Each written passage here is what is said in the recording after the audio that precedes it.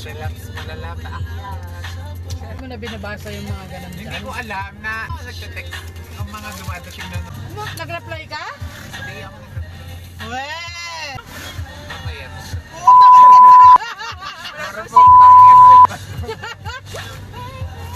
Message niya.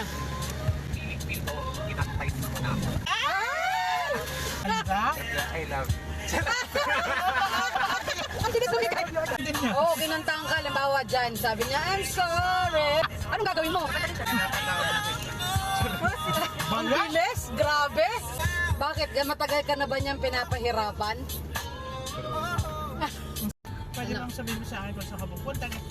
Pero kinikilig ang back. Oh my God. Ano nga pala? Nag-update na naman siya. Gym lang ako. Oh, nag-message pa nga. Yeah, miss you.